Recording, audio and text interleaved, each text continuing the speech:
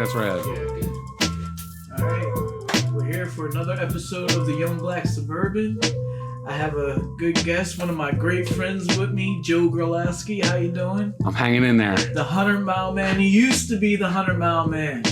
Well, he used to be. Yeah. I still like doing 100 miles. Yeah? Yeah. But it's light work now. No, nothing light about that, bro. Seriously, there's nothing easy about it. Yeah, I know. I'm joking. Yeah, yeah. But you're always a pleasure to be around. You're a great guest. You were on my radio show. Yes. Not too long ago, which maybe was like a year ago. Ago, maybe two. Maybe a little bit longer. You know, yeah. where you're doing things like me and you, always on the move.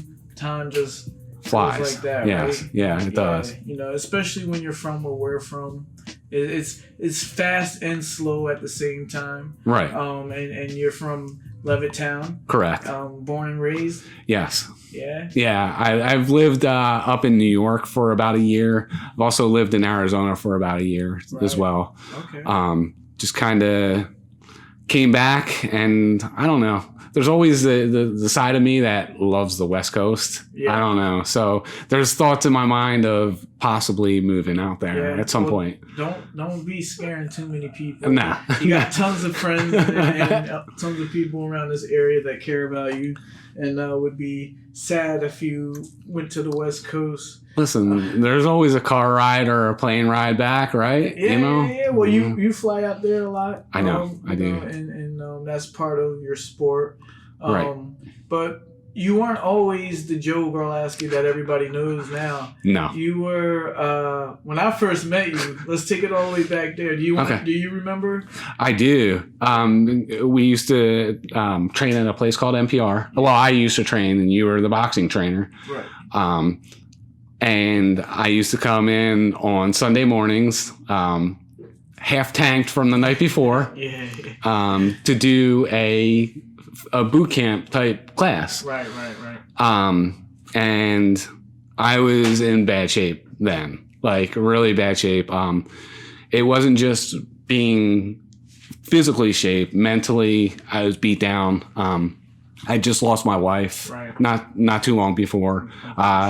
We're going to talk about that. Okay. This is something that you carry with you, but if people are around Joe, you really don't know this part of Joe. You don't really let people in. I know. Right. We've been here with this conversation many times without cameras, without the radio, you know, because we've run races together. Right. And this is really important. And it's really an intimate thing that you're about to share. I just want people to realize that this is your inspiration right here. Yes. If it wasn't for that happening, should I go back and to say what I said? So I got married, and 6 months into my marriage, we found out that my wife had stage 4 cancer.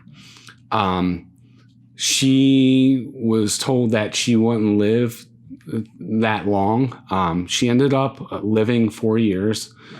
And those 4 years were amazing to have with her. It was rough going through, watching someone deteriorate in front of your eyes. And I don't wish it on anybody. It was a rough time in my life. And at that point in time, I just started in the fitness world. Like, I was going to NPR for boxing to get the stress out. And on the side, I was running here and there, you know, and to back up, I mean, I was running like a mile at that time, like, or 2 miles. Yeah. And I was like, oh, I'm never going to run, 5 miles. Like, I just started. And, as things got worse at home, the fitness just started progressing. To more and more. I just wanted to see what I was capable of doing, because I don't know. It was just the way you dealt with the stress. Yeah. And you go to many gyms around here. Right. You have many friends that are going through things that you don't talk to people about everything. Right. What I mean? Yeah. But one way that they deal with it is through physical activity. Right. I see it every day. In my field, obviously, I'm a trainer. Right. That people that just need that for an outlet. Yes. And I'm a part of that group too. Yeah. You know, I come into the gym and hit the heavy bags too, and I forget about everything. The world, around yeah. me. So yeah. You're a good spokesperson for that. We got to tell people sometimes things that we don't want to be vulnerable. Right. You don't want to let people know your most intimate situations, but we could be helping somebody else out. Right. And that's the thing. Like, for a long time, I kept that secret because of the fact that I didn't want anybody to be like, oh, poor Joe, like the poor Joe type deal. Right. And I did keep it secret for a while. And then I was like, well, but if it helps somebody, it's all worth it. Even if it's just one person that it helps telling my story to, it's all worth it, Exactly. So, I mean, I don't even know. It's weird because I look back on Facebook and different things, right, and see where I was like 5-6 years ago, and it's crazy to where I am now. You start running. I know where you're at today. Right. You don't just put on the right pair of shoes. You don't just go out there when the weather's not good and just start going. It was a process from the beginning. There was a huge process. Yeah, so you start running to mentally prepare yourself, or not prepare yourself, to help yourself with the stress. Right. When did you decide that you were going to enter your first race?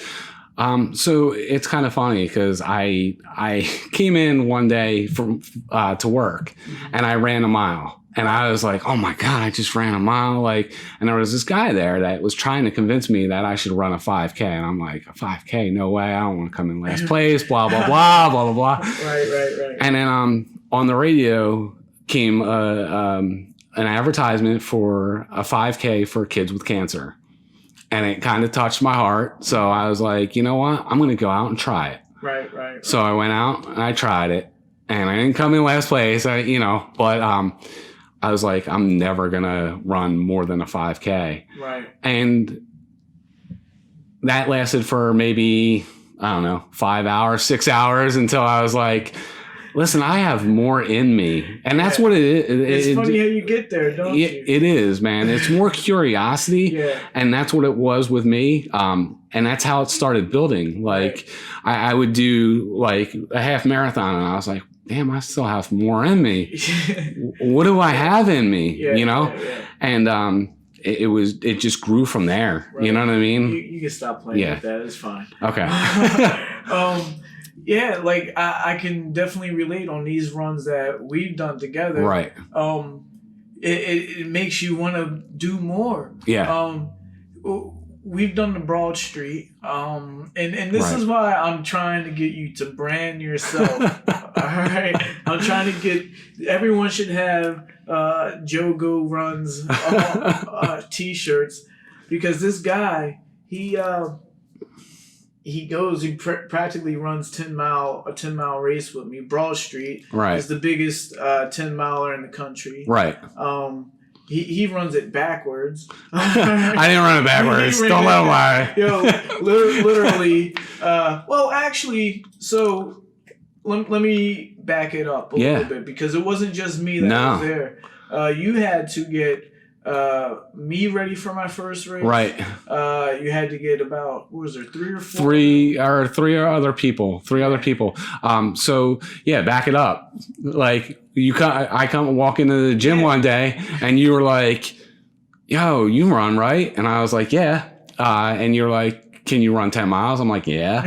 And I had no idea what I was getting into. Right. And that was the cool thing. And after we talk about this, I want to say something about it, because it's huge in my book. So you and I were talking like, hey, you were like, we need a team of 5. I think it was because of the fact. So before that, I got sucked in. Right.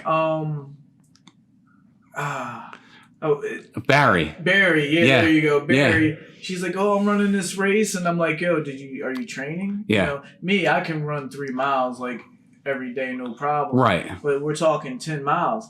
Right. And she's like, nah, I'll be okay. And I'm like, oh, man. And then we get to talking. And I think her friend said she'll do it. And I'm like, you know what?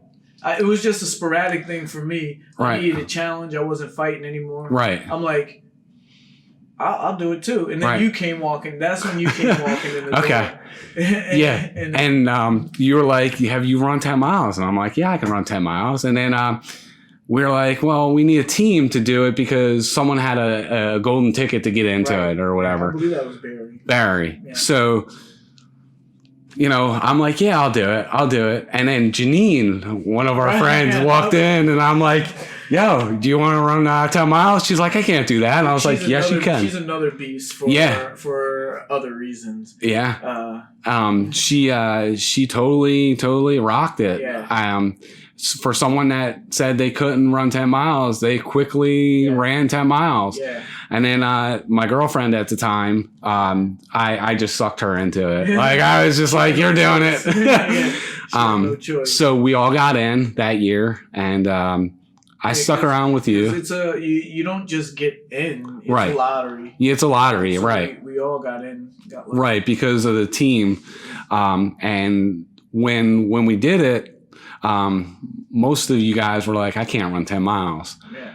And when we got through, that was one of my biggest accomplishments in running, was taking, 3-4 people that never ran 10 miles and got them all through that race. Yep. That was huge. Yeah. Like, I mean, we can talk about my accomplishments all day, but the thing is I loved seeing your guys' faces as you cross that finish line. Like, that was like huge to me. Yeah. The people that I can't do that. Right. But you also, that feeling of I can't do that and getting over the finish line. Right. It's a high that, you have to actually do it to understand. Yeah. So you probably don't get that high as much anymore. I do. I know you do, but that original high that you got the first time, you get it through us now. Yeah. Which is it's great, man, and it's commendable, and that's another reason why we got to start that brand up. Get you going. You're doing all these interviews and things like this. You need to be out there, man. I'm gonna be your manager. All right. Call my manager, Tim. Okay, so, what? You took me through my first half marathon, right? Which the original thing was, I was gonna say is we went through the whole Broad Street, right? And when you took me through a half marathon, right, you went home and ran some more. Oh yeah. Yeah. You went home and ran. So I think about 10 miles both times. Yeah. And I'm at home sleeping. Right. Hurting. Well, that's the thing. So, I train usually twice a day, sometimes 3 times a day, maybe excessive. During the week, I usually put in about 90 to 100 miles plus go to the gym 5 or 6 times that week. Right. It also depends on what I'm training for. The 100 milers, I can get away with like 60 miles a week. You didn't even get into the numbers. I called you the 100-mile man. Yeah. So this guy's running 100-mile races. Right. And more. Yeah. So the most I've ever ran is 244 miles. It's called Moab 240. Yeah. It's an awesome run through Moab, Utah. And it's kind of funny. Tim and I were talking before the show. You gonna drop it now? Yeah, I'll drop it now. Now. So exclusive. Basically, I signed up for Moab 240 again. This will be my second time doing it, going through. I'm real excited about it. Let's just break it down real quick. All right. 244-mile Moab. Right. Desert. Yes. Nothing. There's nothing around. There's no, you don't see your local 7-Eleven there. Right. Like you're not going to see, all you see is mountain and flat land. Right. Like, and you're running through them mountains. Mm-hmm. It's the equivalent of doing, I think, Mount Everest through the whole race. So it's 244 miles plus the elevation of about 30,000 feet, something like that. Yeah. How do you prepare for something like that? What does your training go into? And for a boxer, you're training to get to the first bell. Right. And hopefully perform good. Right. You're training to get to the start line. Right. And then have a good race. So my training, got to give a shout out to my my sponsor, Remedy Wellness. You can show there's some good guys in the fitness world. Yeah. Remedy's one of them. Chris is an amazing dude. I love Chris. And he said he loved you too. Yeah, we love each other. I've known him for years. Yeah. So yeah, I go to Remedy Wellness. I take high intensity interval training classes. Like I said, about 5-6 times a week. Plus I do, like I said, I run about 90 miles a week, between 90 and 120. The most I'll do is 120 a week. Yeah. And to keep up with it, I do 100 milers for like not a warm up, but just to keep my legs active. 100-mile at one go. Yes. So yes. How long? What are you picking? A Saturday or a Sunday? Well, there are races out there. Oh, okay. So yeah, what you're doing is before the 244, you're scheduling smaller races. Yes, and I understand. Yeah. As preparation for the big one. Yes. Yes. So that's another thing. When I say 244 miles, it's not over the span of like a month. Mm-hmm. It's over the span of 4 days. And it's you eat and sleep as much as not much at all, to be honest with you. You know, I don't think I slept 8 hours, maybe 7 hours over 4 days. Right. Plus being very hungry and tired, and now, what about mentally? I mean, obviously, even if we're just, if I was sitting here doing this podcast with you for 4 hours, I'll probably start getting delusional. Yeah. You're running. Yeah. Oh, I've seen some stuff. Yeah. and that wasn't happening. Yes. So when I was in Moab, I saw the Grinch, but it was like really a bush. Yeah. Because your mind plays tricks on you when you're mentally beat down and you're tired and you're hungry. I've seen stuff from, like I said, the Grinch to like different tribes in different bushes and stuff like that. Your mind definitely plays tricks on you. Even if like you were out at night, running and not even really tired, sometimes you're like, what's that? Yeah, like, walking. Yeah.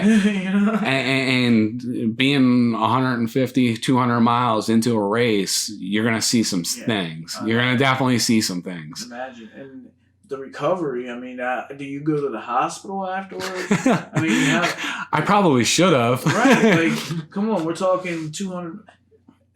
Drive your car 244 miles on a quarter tank of gas. What's going to happen? You're driving your body on nothing. See, Tim, I got to be honest. I don't ever tell anybody to do what I'm doing. Right. I was back in the gym 3 days later. Not lifting heavy. Yeah. And then I started running the weekend after. Right. And I'm not talking about running like I was running maybe 5 miles. Yeah. Just to kind of,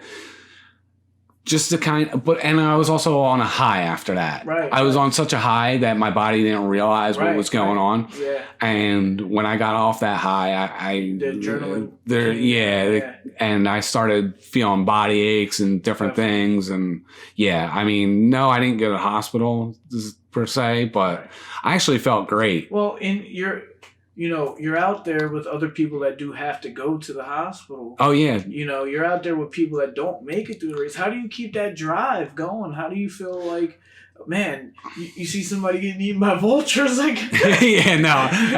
To be fair, I've never seen anybody getting eaten by a vulture. Good. To your point, though, yes, people do drop out of them races. David Goggins, the year that I did it, had to drop out. He had to go to the hospital. It just happens. It's not like your body can only take so much. It's the mental training. Right.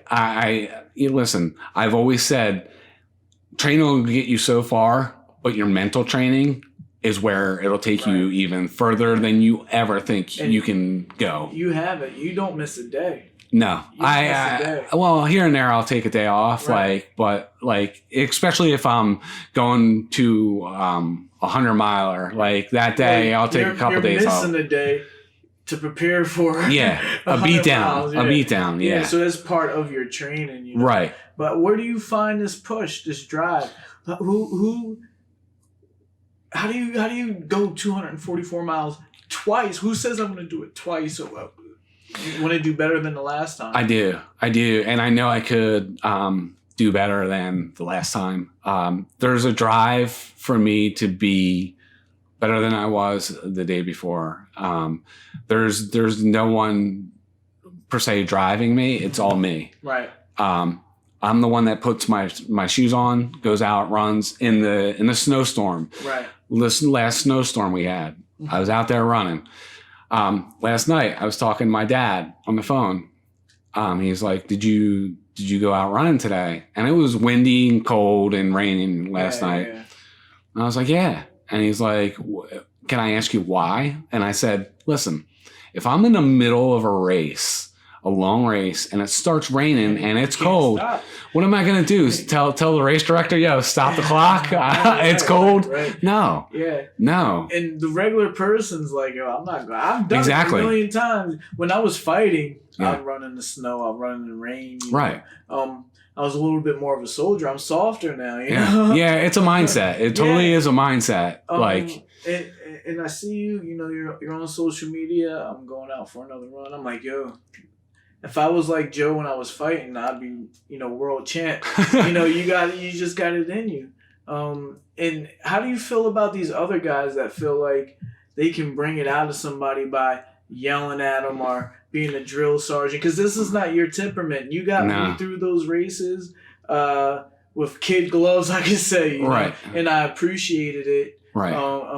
But there are other people out there that are like, "No, motherfucker, you got to get up and do." How do you feel? Yeah, no, I see how I did it with through experimenting. Like, when I was helping you guys out with the whole Broad Street thing, I wanted to see where you were at, and then just to build off of that. There's no. Listen, I'm not the hardest guy out there. Yeah, we know. I mean, dude, look at me. I'm 125 pounds. No, I'm playing. But on the other hand, you are the hardest dude out here. You're doing. It's all up here, though. It's the mental. That's what it takes. Yeah. That's what it takes. If you have that up here, and I can give you the rest to become a good boxer. Right. But if you have all the skills, but this ain't here. Yeah. No, it's a wrap. It's a wrap. Yeah, exactly. But you got what it takes up here, which most people never find, you know. Yeah, and it took a while. You know, through watching me through it all. I mean, it was like, it wasn't. You know, you say it took a while. 244 miles within, I guess I could say about 8 years, maybe around there. Yeah. That's a big ass jump.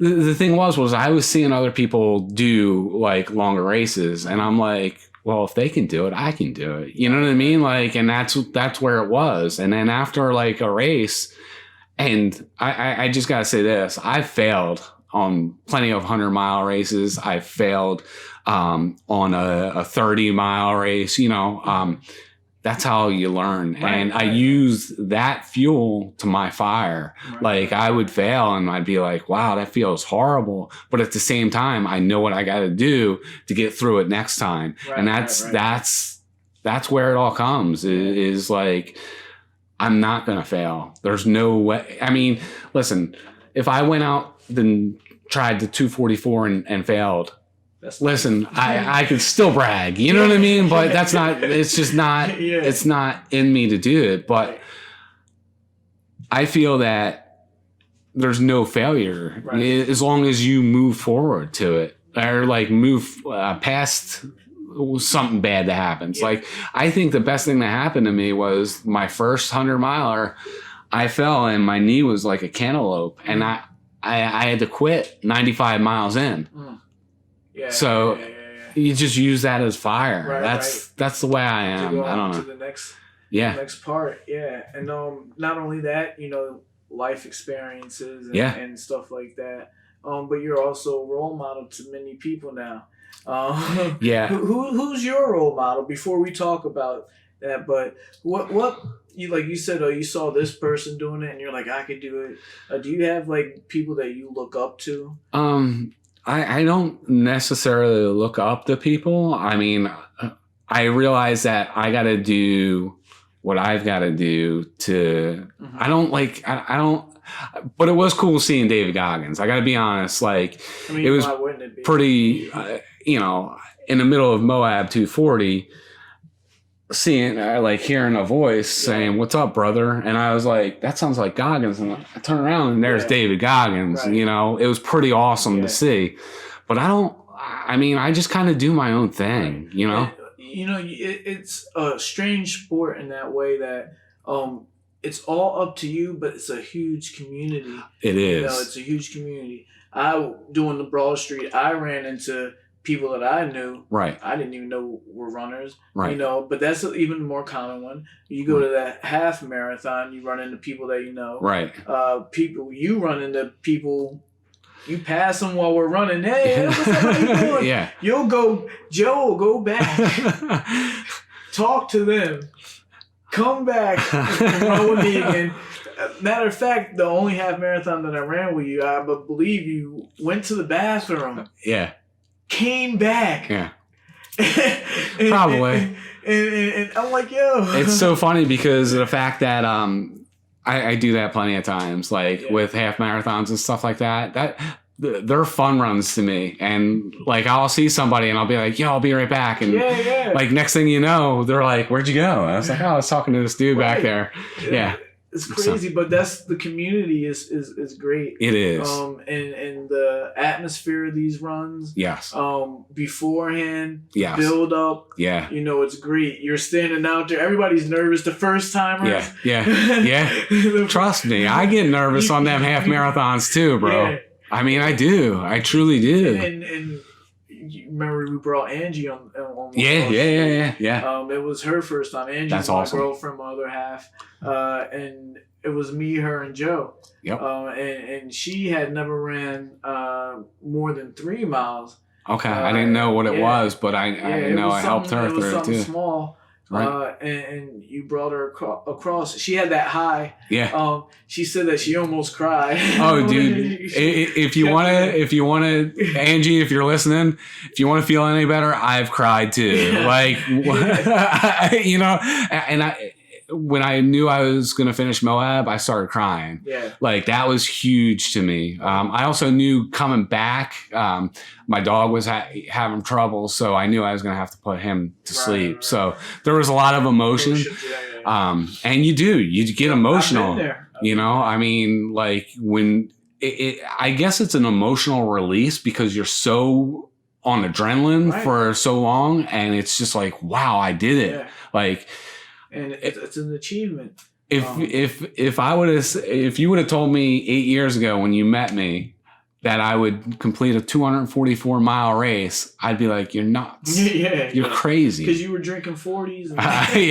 No vodka, a lot of vodka. Yeah, man. So we talked a lot about the Moab, but do you have a favorite race? A race that you're like, man, I gotta hit up every year. Something that. So there's a Zion 100. And it's right outside of Zion, Utah. Yeah. Utah is one of my favorite states. If you've never been to Zion or out to Utah, it's a beautiful state. That in Arizona, out west is beautiful. It's totally different than what we're used to. Right. But when people from out west come to over East Coast, they're like, wow, I've never seen that, you know, Right, right. snow. Yeah, Like they're like, yeah, what's that white yeah, stuff? yeah. You know, Yeah. so it's a total different world out there. And I love it out there. I love Utah. Utah is just a beautiful state. It's an absolute beautiful state. So you like it because of the scenery? Scenery, yeah. I like the races where they have the good beer at the end. Hey, man. That's my reward. Whatever gets you through, bro. You know what I mean? Whatever gets you through. I stopped drinking probably like 4 years after I met you. I realized that, you know, coming in hungover wasn't the way it was going to get me through things. So well, look how much farther you've been. Yeah. You know. So we talked about Remedy a little bit. Right. You didn't talk about like specifically though, like what kind of exercises you do that go with running. Yeah. So anything, I love it because it breaks me down mentally. I can go out and run like I did today, 20 miles. Let's just say. Came in, he ran 20 miles a day, came into the podcast or the gym, whatever. Yeah. You know, you want something to eat? No, I don't want anything to eat. Like that didn't break me down. Right. I like the intensity of the workout because I'm not used to that. Right. And that's why I go there. And it breaks me down. Like it totally, you know, a minute of push-ups is a minute of push-ups. I mean, it's hard. It's not easy. And that's where my mind wants to quit. So that's why I go there. Because it's hard. Yeah. I don't like easy stuff. Yeah, I mean, the running, I just love running. Right. That's all there is to it. But the remedy part of it is for the mental training. And I love to be broken down like that. And that is what I put on to use on the course. Right. Like when I'm like, I need to stop. Right. No, you got to keep going. Right. You just, you know. It's just, you know, again, it would be easy for me to say, nah, I'm just going to go over here and stop at the Starbucks and sit down. You're seeing other people drop down. And then you got in your mind, I got a fucking 140 more miles to go. See, that's the key right there. Yeah. I remember someone saying to me at 140 miles of the Moab, they were like, brother, you're at the point of no return. I said, no. I was at the point of no return when I started this. Right. You know what I mean? Like, I would have probably had to have vultures eating me to stop me from finishing that race. And that's the mindset I put to myself before I even got on that plane to go out there. Right. And you are a strong person. Like he let me just put it in this perspective. Put it this way. Joe runs these races, comes back, and he throws the medal anywhere. He don't even care about the medal. No, it's the experience. Not even about the medal. It's about the experience. Yes. Like. So yeah, it's kind of funny because I had a friend in the car. Where can we put this? Can I find a place in the gym to hang this one up so people can see? You know. Yeah, I had a friend in the car, and I was like, "Yo, can you reach in my center console and grab something out?" I forget what it was, and there were a couple medals in there, and they're like, "Why isn't this up?" I'm like, you know. I mean, I'm much more of an experienced type of person. I'm not big into material things. So the experience of that race is much more valuable to me than a medal or something like that. Even the Moab medal is in a drawer somewhere. Right. I mean, I can find it, but I'm just saying it's just with my other medals. I'd much rather go out and run with you and say, hey, I remember when I ran this, that medal, you know what I mean? Is just like... And the memories are with me too. Exactly. But it helps me when I look at the medal. And a lot of people are like that. They run races for the medals, and I'm just not that person. Like listen, I'm more about the experience, right, of going out and running with people. I love running with people. And I love bringing them into my world, exactly. per se. And my son, we recently recruited you to be his running coach. Because what are you laughing for? I think it's funny.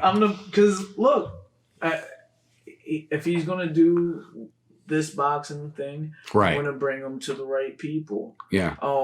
I could go running with him, which I will go running with him. Right. But I want him to run with someone that's educated, because we have someone here that's educated. Right. Someone to say, you got to get new shoes. Right. Because I'm not always thinking about that. Nah, most people don't. And someone to be able to tell when his body's running down from running, or right, when he needs a rest, or yeah, those kind of things. Those are the kind of things that I feel like would have made me a better fighter.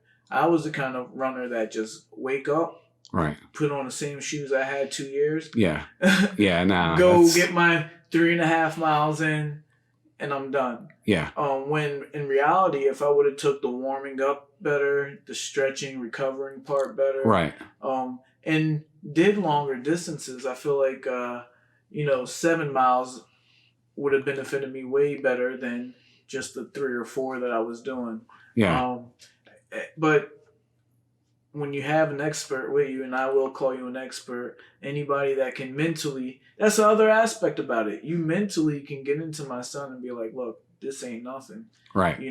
We about to step it up here. Yeah, when he asked me how far I've run, I was kind of, and if anybody asks me, I'm usually kind of shy on saying, 244 miles, because A, most people don't believe it. Yeah. And B, it's just, I don't know. It's intimidating. It is. If you're going to run with you. Yeah. But I know that you like just running. You don't care. Real life Forrest Gump type of you run fast, you'll run slow. Yeah. Any pace. You just enjoy it. Yeah. But what I was trying to get to is that that part of your running is also giving back to people, letting other people experience the same thing that you're experiencing. I'm trying to make that your brand. Yeah. I mean, it's funny because one of my favorite Christmas gifts this year was a guy, Joel, that has kind of been pinging me about different running things. Mm-hmm.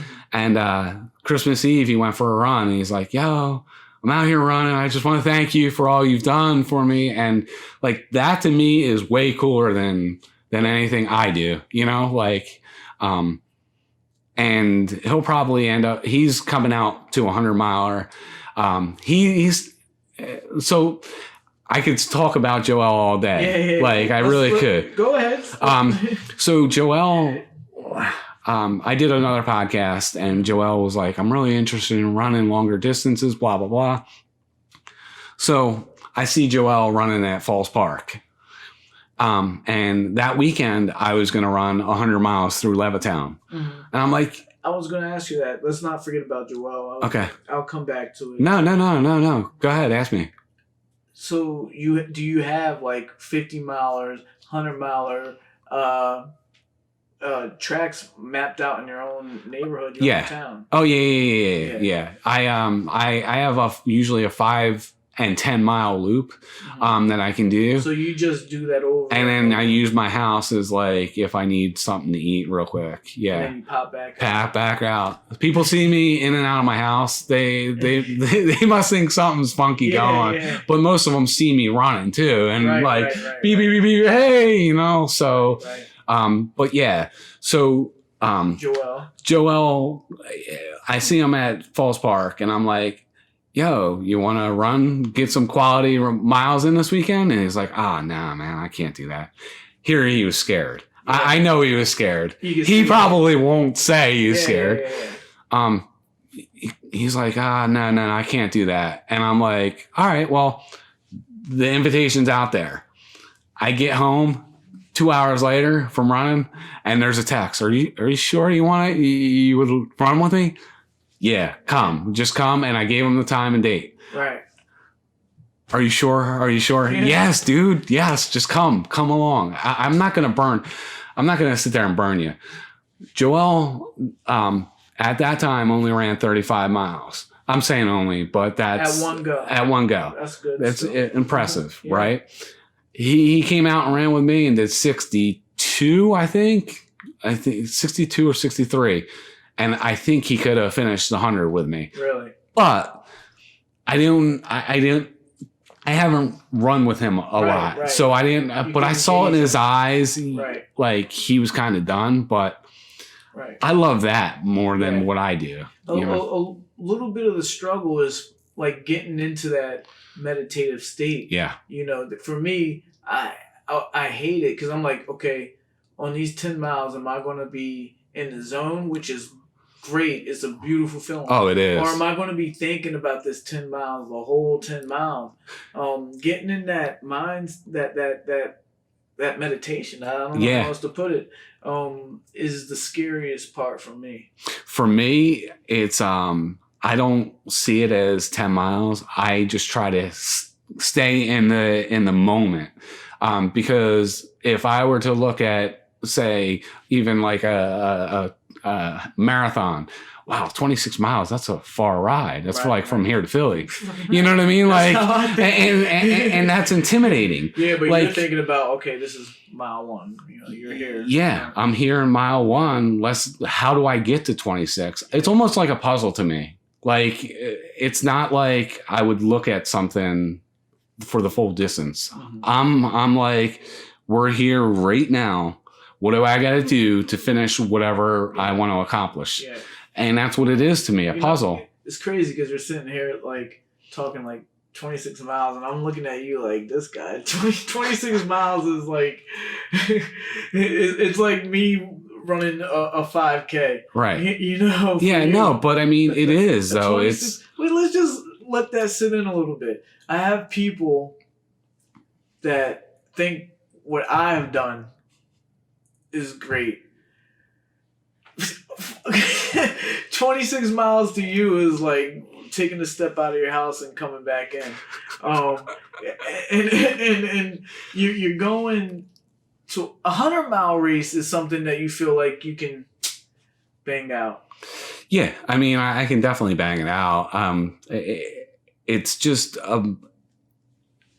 it's the positive mindset. Like I can believe I can do anything I want as long as I put the training in for it. And that's the truth. I believe anybody can do anything they want as long as they put the training in. I was recently asked, do you think I can do this? I'm the wrong person to ask. I'll tell you, yeah. But you gotta put the work in. That's how you suckered me in. Yeah. I mean, yeah. I'll tell you, yeah. But you got to put the work in. Right. There's got to be a work ethic there that's going to be like, I got to get through this. Exactly. Like, and I'll be the first to tell you, no, you're not going to do it if you're not going to put the work ethic in. Exactly. Like, I mean, people. Well, you know what it takes. Yeah, I mean, people want to be able to do hard stuff, but they don't want to put the work in. Like, and that's where. I know I'm preaching to the choir to you, but at the same time, everybody want to be champ. Yeah. Nobody want to put the work in. But I mean, it'd be silly to say that, oh, I'm going to go out and run 200 miles without any training. Yeah. Like that's asking for disaster. Yeah, exactly. And that's the thing. Well, what else do you enjoy doing in your life? I know that you run, man. That's it. I run, I work out, I sleep, I work, and that's it. As of right now, yeah, that's what I do. But the thing is sometimes it does. It gets to where like I'm like, wow, I gotta go out and do this. Yeah, because if you do anything long enough, it becomes a job one day here and there. Right. Right. Something that you don't want to do. I really want to make this your job. So if anybody's out there, you come across this podcast, we're trying to get Joe sponsored, Nike, Reebok. I do have a sponsor, and Remedy is my sponsor. But because these races aren't cheap. No, they're not. They're not cheap. You're flying out to Utah. Yeah. Finding places to stay. You got to eat. Right. you're doing the same thing as people that are getting paid. Let's just be honest. Right. There's people out here that are getting paid to do these races, to wear names on their shirts and stuff like that. You're right up that alley, and that's where we're going to go with this. You and my dad must have talked like last night, because seriously, that same conversation of why did you run in this? He was like, why aren't you getting sponsored? Where are your sponsors at? And I'm like, well, it's hard to get a shoe sponsor. You got to win races. I'm going to be honest with you. I don't think I'll ever win like a huge race like that. Yeah. I'm there to try and test myself. Right. That's there's no reason. I don't know how many people in Bucks County, Levittown, Langhorne. There's no reason why a mom and pop store can't get behind you. Oh, I agree. I would love that. Know, that you are someone in this area that's doing something that is remarkable and not that many people are doing. We are going to get you there. Okay. I'm all for it. I am truly all for it. I'd much rather be sponsored by someone local than a big brand.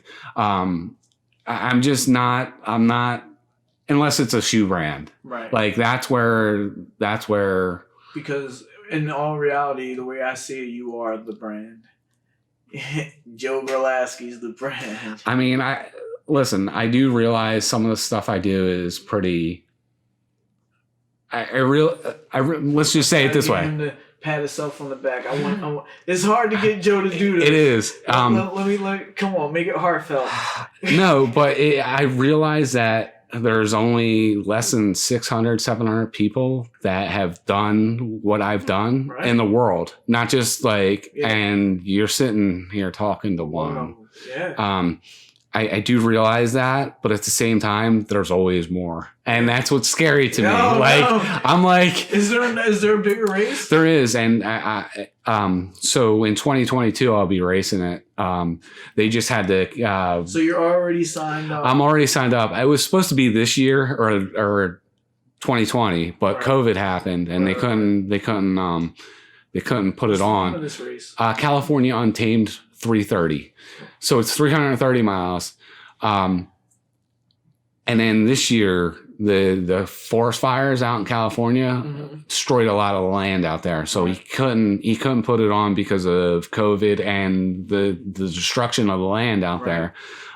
So yeah, that's my 2022 goals. You heard it here first. Yeah. All right, so we got the Moab 244. Right, it's 240, roughly 240 to 244. In Utah. Right. Around a continuous loop. You're going to be sleeping outside if you can sleep. Yeah. You sleep on the ground if you're tired, basically. Exactly. then you get up like, okay, I got to go again. Where am I? I'm out in the middle of nowhere. Yeah. All right. Yeah. And then we have the California Untamed. Yes. 330? Yes. Yeah, it's from Arcata, California to Mount Shasta. So it's like going from the shore to a mountain, and you finish on the mountain. Wow. Well, don't forget, if they have the Broad Street 10-miler, you got to do that again. Yo, man, I'm all down for it. I love that race. Don't forget that one. I love that race. And maybe I can go and do another half marathon. I would love it. Do better than the last time. Bring some people with you. Bring some people. Yeah. I was going to do it. I was going to go right into the Broad Street and then do the Atlantic City. Right. You said that this year. Yeah. And then, COVID happened. Messed my stuff up. So right. I still have my goals. But that's the problem with running. You know, even me. Yeah, I know. It gets you hooked quick. Then I'm going to be like, oh, man, a marathon's going to be hard. Right. But who knows? If I do a good time and a half marathon, I might get that, oh, shoot, I got to do it. It'll come. It'll come. Yeah. It does. It just does. That's what it hooks you in. Like, did I ever think I'd be doing the distance? No. I didn't think I'd be doing like a marathon. I'm cursing now because we're all good. We're a podcast. We're not on radio anymore. Yeah, right. That was a different story. I'm fucking addicted too. Yeah. So Joe, we're gonna be wrapping it up. Okay. Here. Let's tell the people where they can find you on Instagram, on Facebook. Jogo_runs is my Instagram, and Jogo is my, and it's 2 words on Facebook. Yeah, and I'm searchable. Yeah. I'm out there. Just be ready to see runs and positive quotes. And that's another thing we didn't even get into, the positivity. The whole positivity. Okay. I didn't know if I had time or whatever. I am all about a positive mindset. I believe it carries you to places that you never thought you'd ever be. And it comes from my wife. She was one of the most positive people in this world. To see her fight cancer and to have the will to live is probably where I get most of my grit. Right. I saw it in front of my own eyes. Like, for them to say, listen, she was on hospice for 1.5 years. Right. Like, people aren't on hospice for 1.5 years. Right. She had the fight. Right. That's probably where I got most of my grit from, is watching someone that was deteriorating not want to die. Right. And it was just it was amazing the way she pulled through. Right. Like, for the 4 years. But, eventually, unfortunately, the cancer got the best of her. She transferred over, though, that gift to you. Yeah. And you definitely learned a lesson. Yeah. Unfortunately, it had to be that way. Right. But there is that rainbow out of that situation, Right. Now your growth has been exceeded way past even other people that are your age. Right. Because of it, your growth since I met you. Yeah. Has gotten, you just went leaps and bounds. I went out of the country, came back, and you were the man. You know what I mean? And it was a great transformation. And you did it through that unfortunate situation. Yeah, and that's part of it. That was, I saw someone suffering, but at the same time have the will to live. And, that was a huge lesson to me. Like, if you got the will to live or to do something, you're going to do it. Yeah. As long as you have grit and you want to fight for it, you're going to do it. Yeah. And there's no one out there that can tell me any different. Like, I mean, you just can't tell me any different than if you want something and you want it badly, you're going to do it. Well, nobody's going to tell you anything because you're showing us. You're showing us that tenacity, man. Sleeping out there with the vultures. Dude, there's probably some mountain lions too, and I don't even know. Like I just didn't even know. Yeah.